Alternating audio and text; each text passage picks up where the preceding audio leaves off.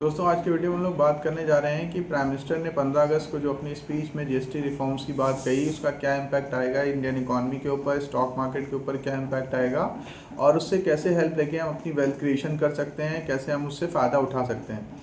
तो सबसे आसान बात यह है कि जैसे ही जीएसटी को रिफॉर्म किया जाएगा, उसको सिंपल किया जाएगा, टैक्स बर्डन कम होगा और उम्मीद यह है कि जैसे 28% वाले स्लैब को शायद एबॉलिश किया जाएगा और उसको 18 में लेके आया जाएगा।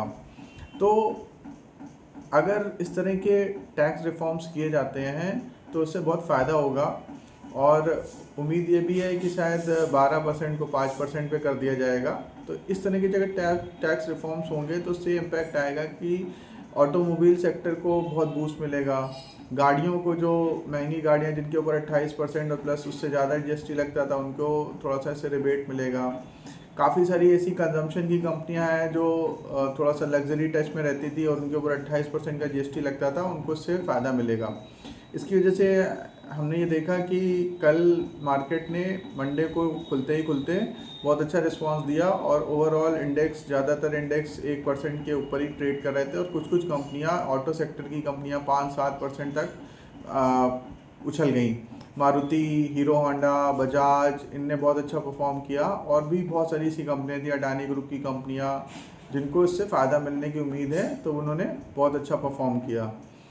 साथ ही साथ एक और बड़ा अपडेट हुआ है इंडियन इकॉनमी के लिए कि डोनाल्ड ट्रंप ने रशिया को बोल दिया है मीटिंग में और यूक्रेन को ये बता दिया है कि उनको फर्दर वो नाटो में शामिल नहीं करेंगे। तो अगर यूक्रेन को नाटो में शामिल नहीं किया जाता है, ऐसा डोनाल्ड ट्रंप बोल देते हैं, तो यहाँ पे अब वॉर का ऑब्जेक्टिव ही खत्म हो जाता है, क्योंकि वॉर स्टार्ट ही इसीलिए हुई थी, पुतिन ने अटैक ही इसलिए यूक्रेन पे किया था कि वो ये कह रहे थे कि वो नाटो ज्वाइन करेंगे। लेकिन अगर नाटो नहीं ज्वाइन करेंगे या उनको ज्वाइन करने नहीं दिया जाएगा तो अब फर्दर वॉर को बढ़ाने का कोई मतलब नहीं बचेगा। यानी वॉर होने के जो मेन वजह थी वो समाप्त हो चुकी है। तो उम्मीद ये है कि शायद जल्दी वॉर भी समाप्त हो जाएगी, तो इसका ओवरऑल ग्लोबल इकॉनमी में बहुत पॉजिटिव इम्पैक्ट आएगा और इंडियन इकॉनमी में भी बहुत पॉजिटिव इम्पैक्ट आएगा, क्योंकि हमें क्रूड ऑयल से बहुत इम्पैक्ट पड़ता है। इंडिया की मैक्सिमम जो क्रूड ऑयल का कंजम्पशन है वो इम्पोर्ट क्रूड ऑयल पे ही डिपेंड करता है और इंडिया वर्ल्ड का 3rd लार्जेस्ट कंज्यूमर है क्रूड ऑयल का। तो ये काफ़ी बड़ा अपडेट होगा इंडिया के लिए।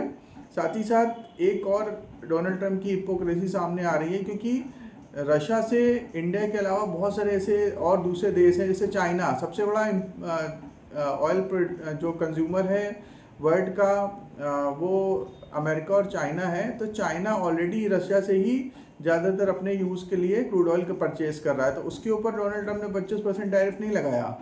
इंडिया के ऊपर उन्होंने 25% एडिशनल टैरिफ लगा रखा है। तो ये बहुत बड़ी हिपोक्रेसी है। शायद वो चाइना को से डरते हैं, ये क्या है, जो भी रीज़न है, लेकिन वो ऐसा नहीं कर पा रहे हैं। इंडिया के साथ उन्होंने ये चीज़ कर ली। तो इंडिया ने बहुत अच्छा स्टैंड लिया है कि हमने फर्दर ये प्रॉमिस नहीं किया है कि हम रशिया से क्रूड ऑयल नहीं परचेज करेंगे और इंडिया को लगातार रशिया से क्रूड ऑयल परचेज भी करना चाहिए, क्योंकि हमारा मेन ऑब्जेक्टिव ये है कि हमें अपनी इकॉनमी को स्ट्रेंथ करना है। हम एक एनर्जी डेफिसिट कंट्री हैं, तो हमें जहाँ से भी हमें सस्ते से सस्ते दाम पे एनर्जी मिलेगी, वहाँ से हम उसको परचेज करेंगे। कोई वॉर कर रहा है वो या कोई क्या कर रहा है, इससे इंडिया को कोई मतलब नहीं है। इंडिया को सिर्फ ये मतलब है कि हम जो क्रूड ऑयल परचेज कर रहे हैं उससे हम अपना डोमेस्टिक इकॉनमी को बूस्ट कर रहे हैं, हम अपना कंजम्पशन कर रहे हैं, हम कोई वॉर नहीं कर रहे हैं। और दुनिया के बहुत सारे और देश हैं जो एक दूसरे के साथ ट्रेड कर रहे हैं, तो कोई अगर देश वॉर में इन्वॉल्व है तो उसे ट्रेड रोक देना, ये कोई जस्टिफाइड चीज़ नहीं है।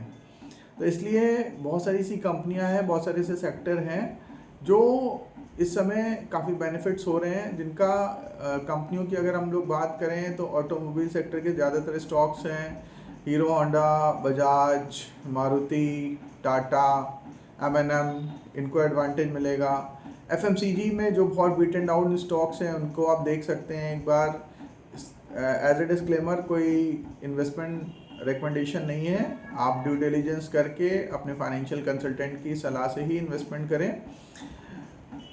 मार्केट हमेशा रिस्की रहता है, तो इस समय जो कुछ दूसरे ऑप्शंस हैं FMCG सेक्टर में, जिसमें ITC बहुत अच्छे लेवल पे अवेलेबल है, 500 रुपये के ऊपर का उसका हाई है और अभी वो 400 के 405-6 के आसपास मिल रहा है, तो वो एक अच्छा ऑप्शन हो सकता है। उसमें अभी रनअप भी नहीं आया है और अपने हाई से वो एक डिसेंट करेक्शन पे हमें अवेलेबल है, मतलब 15-20% का करेक्शन है रिसेंट हाई से, तो वो एक अच्छी बेट हो सकती है। नेस्ले, लीवर, डाबर, इस तरह की शानदार कंपनियां, Asian paint, Varun beverages, APL Apollo, Dixon technology, ये सब बहुत शानदार ब्लू चिप स्टॉक्स हैं जो कि एक डिसेंट वैल्यूएशन पे अभी मिल रहे हैं, जिनका मार्केट प्राइस भी फेयर है और ये उम्मीद है कि आगे चल के अच्छा परफॉर्म करेंगे। तो इस तरह से अगर हम ग्लोबल इकॉनमी को, इंडियन इकॉनमी को, सारे चीज़ों को रोज डे टू डे बेसिस पे कैलकुलेट करते रहें, अपडेट लेते रहें,